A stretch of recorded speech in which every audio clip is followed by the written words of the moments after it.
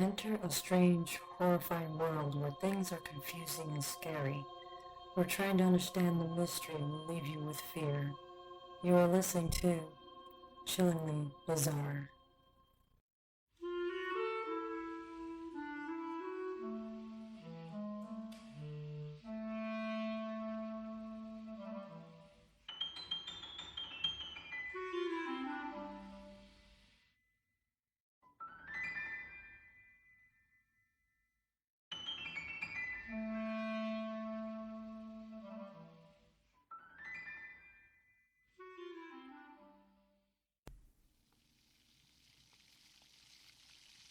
I wipe the sweat from my bushy brows before it hits the scalding griddle.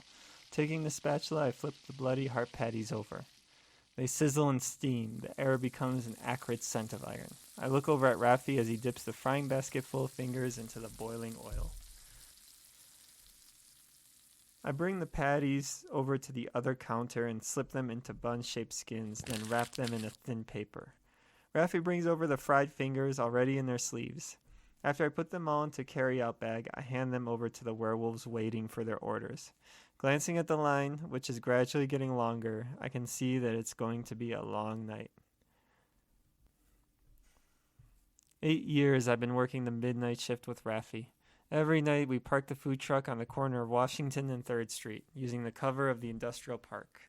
We serve all the night spookies, the werewolves, the witches, the vampires, and anything else that comes crawling to our window.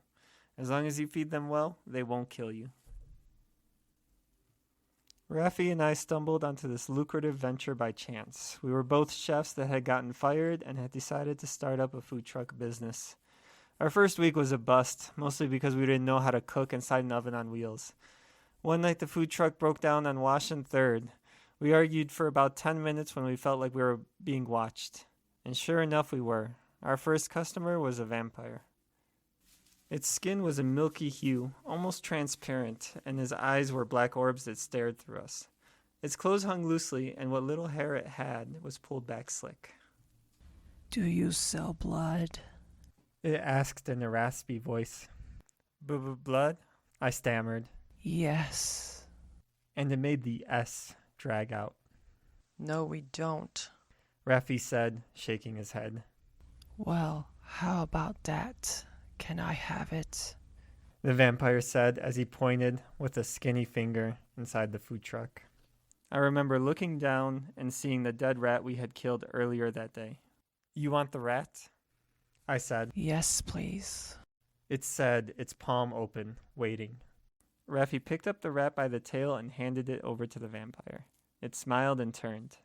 I glanced at Raffie and he looked back at me, shuddering. When I glanced back, the vampire had gone. Raffie, order of eyeball kebab.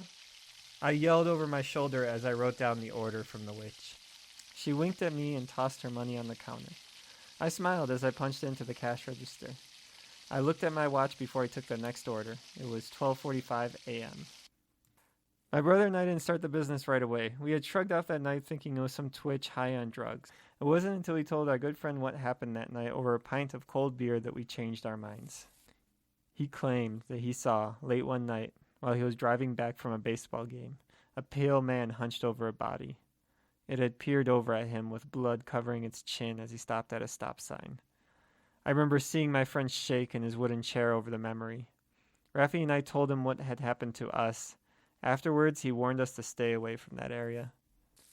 I shake my head thinking about that night with our friend as I shove an intestine into a hot dog bun skin. Marty, how many orders of the finger fries?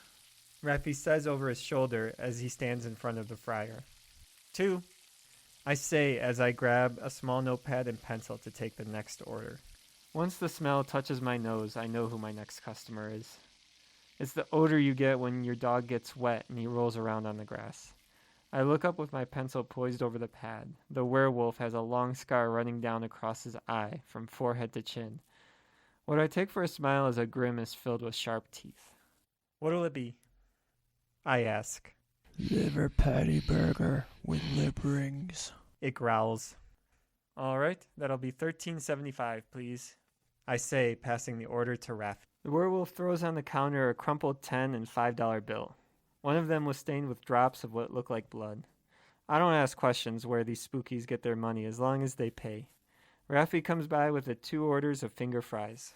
Marty, don't forget that the butcher changed the pickup date from Tuesday to Wednesday this week. He didn't tell me why. Raffie says, placing the bags on the counter. I really don't want to know. He supplies the meat and we keep the truck running. I don't want to know anything, not even where he gets it from.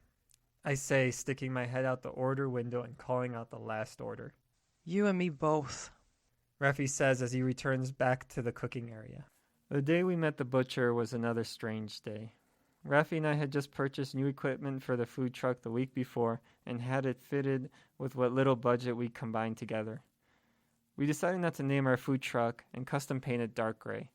Both of us knew that we couldn't make it look like a regular food truck because we weren't catering to regular folks. Raffie and I were sitting in the food truck with the door open in front of a meat market. We had gotten back from scouring the meat market for ingredients, and both of us came back empty-handed. Did you actually think they were going to sell dead rats? Raffie had asked. Of course not. Even if we did find that, we can't only sell that. I said. Maybe we can pick up roadkill. Well, that's a crazy idea. Are you going to be able to do that and not blow chunks all over the place? Are you? I used to pick up trash as a garbage collector for the city, so I'm used to dealing with disgusting things. Raffie stood up and paced. We should have thought of this. Excuse me. A deep voice came from the open door of the food truck. Raffie and I slowly stepped toward the opening and peered down. A man with the body of a bear stared back. He wore a knitted beanie, a wrinkled pullover on top of faded denim, and dirty sneakers. His black beady eyes saw through us as we tried to keep steady eye contact. Yes, I said. I couldn't help but overhear your conversation. You could hear us? Raffie said as I noticed his Adam's apple bobbing. Yeah, it sounds like you might need help getting ingredients for your business. Both of us nodded. As it so happens, I can get you what you need. My name is the Butcher, and I work for clients who ask for, let's call them special orders. Butcher said. Special orders? Raffie echoed. Exactly what you are looking for. You know what we're looking for? I asked. Is this a game? Yeah, like I said, I heard you guys talking about getting roadkill for your customers. Raffie and I stayed quiet. Look, obviously you have a unique set of customers and they want something different. Am I right? Butcher said. Yes, that's right. I said. Okay, meet me back here tonight around 1. I'll show you what I got. Tugging the hood of my jacket over my head, I scanned the area for Butcher. Raffie had his hands shoved into his jean pockets and timidly searched around. As if materializing from the shadows, Butcher appeared and beckoned us over. We peered at each other. Raffie and I rounded a corner and saw the Butcher had an ice truck parked in the alley. The back doors were open and he was heaving himself into it. Raffie followed me inside. There were freezers lining the truck's walls and each one was open. Coils of smoke rose from within them. Take a look. If anything looks interesting, I'll give you a price for it. Butcher said as he kept an eye on the alleyway. I shuffled forward, patting my arms as goosebumps raced across my skin, even though sweat dotted my forehead. The icy smoke blinded me, and I swatted it away, which I instantly regretted. In the freezer lay livers, heart, fingers, feet, and then my head began to feel fuzzy. Raffie had staggered back, covering his mouth. His light brown skin had gone pale. You guys are really new at this, huh? Butcher asked. I nodded. Even though my mind was swirling, there were memories surfacing of me as a child on a farm. Memories of tending the livestock and helping with the slaughter. I had gotten used to it.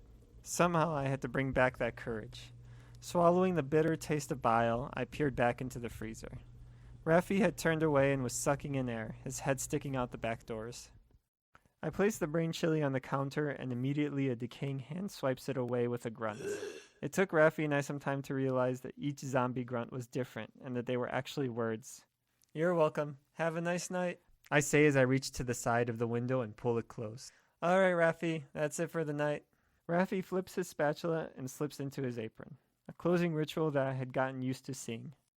Having cleaned up and stored away our money, we hop out the back and head to the front. That's when I see him. I slow down and watch as a police officer heads towards us. His hand is on his holster and he is scanning the food truck. Having trouble with your truck? The officer asks. No, not really. We were just checking that everything is secure before we keep going. I half lie. Is this your truck?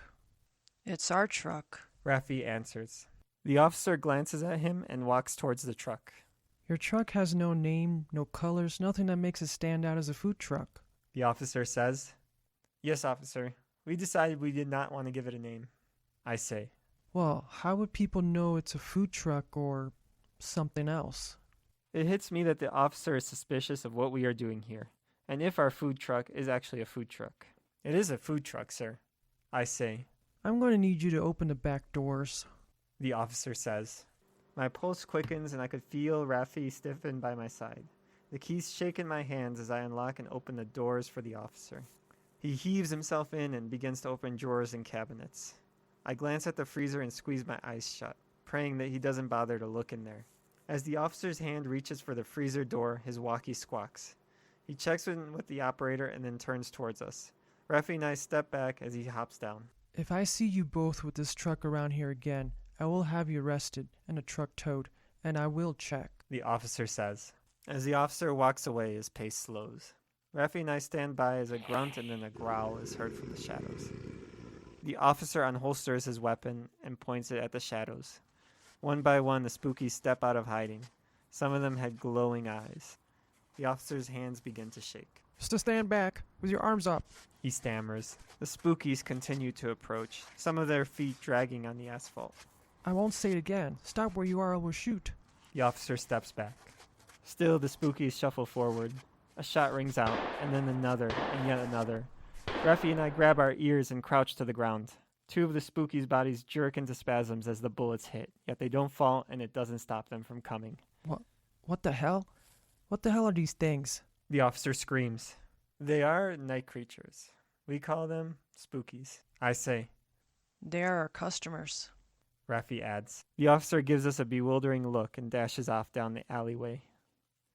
We look back at the spookies, some of them entering back into the shadows. Then the werewolf with the long scar lifts his chin up and howls.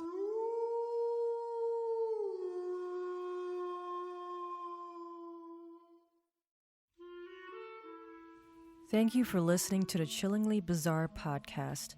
This was episode 7, titled Midnight Shift, and it was written by JDW. The episode was narrated by George W. Marty and Butcher was voiced by George W. Raffie, the vampire, the werewolf, and the police officer were voiced by JDW.